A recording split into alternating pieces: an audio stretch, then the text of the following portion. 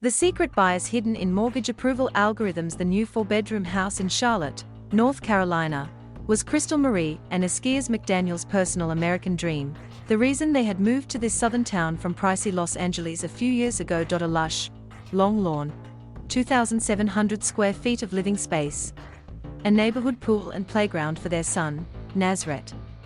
All $4,375,000. Pre-qualifying for the mortgage was a breeze.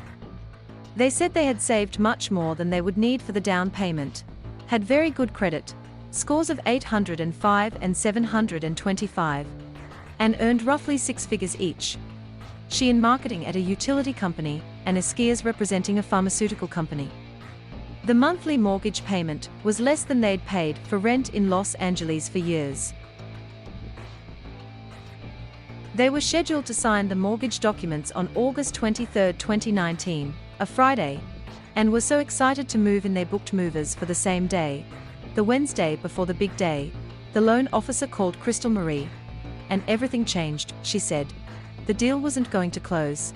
The loan officer told the couple he had submitted the application internally to the underwriting department for approval 15, maybe 17 times, getting a no each time. The couple had spent $6,000 in fees and deposits, all non-refundable. It seemed like it was getting rejected by an algorithm, she said, and then there was a person who could step in and decide to override that or not. She was told she didn't qualify because she was a contractor, not a full-time employee, even though her boss told the lender she was not at risk of losing her job. Her co-workers were contractors, too, and they had mortgages. Crystal Marie's co-workers are white. She and Eskias are black. I think it would be really naive for someone like myself to not consider that race played a role in the process, she said. An investigation by the markup has found that lenders in 2019 were more likely to deny home loans to people of color than to white people with similar financial characteristics, even when we controlled for newly available financial factors the mortgage industry for years has said would explain racial disparities in lending. This story was reported by the markup, and the story and data were distributed by the Associated Press. Holding 17 different factors study in a complex statistical analysis of more than 2 million conventional mortgage applications for home purchases, we found that lenders were 40% more likely to turn down Latino applicants for loans, 50% more likely to deny Asian/Pacific Islander applicants, and 70% more likely to deny Native American applicants than similar white applicants. Lenders were 80% more likely to reject black applicants than similar white applicants. These are national rates. In every case, the prospective borrowers of color looked almost exactly the same on paper as the white applicants, except for their race. The industry had criticized previous similar analyses for not including financial factors they said would explain disparities in lending rates but were not public at the time. Debts as a percentage of income, how much of the property's assessed worth the person is asking to borrow, and the applicant's credit score. The first two are now public in the Home Mortgage Disclosure Act data. Including these financial data points in our analysis not only failed to eliminate racial disparities in loan denials, it highlighted new, devastating ones. We found that lenders gave fewer loans to black applicants than white applicants even when their incomes were high, $100,000 a year or more, and had the same debt ratios. In fact, high-earning black applicants with less debt were rejected more often than high-earning white applicants who have more debt. Lenders used to tell us, "It's because you don't have the lending profiles, the ethno-racial differences would go away if you had them," said Jose Loya, assistant professor of urban planning at UCLA who has studied public mortgage data extensively and reviewed our methodology. Your work shows that's not true. We sent our complete analysis to industry representatives, the American Bankers Association, the Mortgage Bankers Association, the Community Home Lenders Association, and the Credit Union National Association. They all criticized it generally, saying the public data is not complete enough to draw conclusions, but did not point to any flaws in our computations.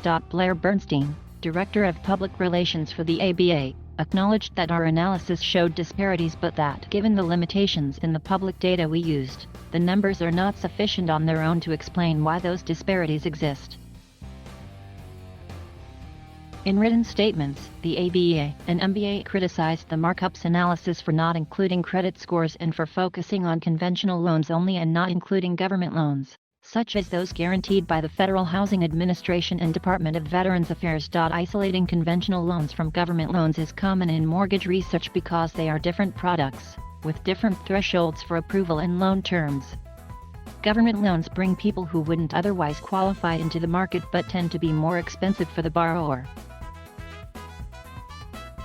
Even the Federal Reserve and Consumer Financial Protection Bureau, the agency that releases mortgage data, separate conventional and FHA loans in their research on lending disparities.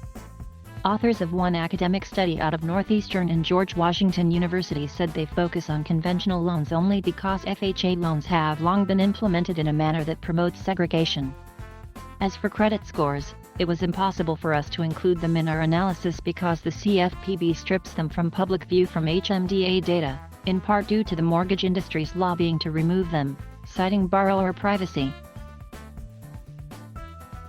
When the CFPB first proposed expanding mortgage data collection to include the very data that industry trade groups have told us is vital for doing this type of analysis, credit scores, debt-to-income ratio, and loan-to-value ratio, those same groups objected.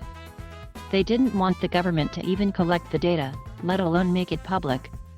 They cited the risk of a cyber attack, which could reveal borrowers' private information. These new fields include confidential financial data. Several large trade groups wrote in a letter to the CFPB, including the ABA and MBA. Consequently, if this data are inadvertently or knowingly released to the public, the harm associated with re-identification would be even greater. Government regulators do have access to credit scores. The CFPB analyzed 2019 HMDA data and found that accounting for credit scores does not eliminate lending disparities for people of color. In addition to finding disparities in loan denials nationally, we examined cities and towns across the country individually and found disparities in 89 metropolitan areas spanning every region of the country.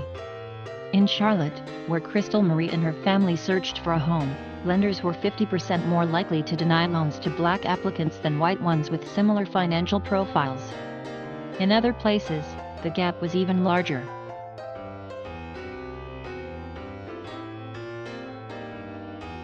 Thank you for watching. Please subscribe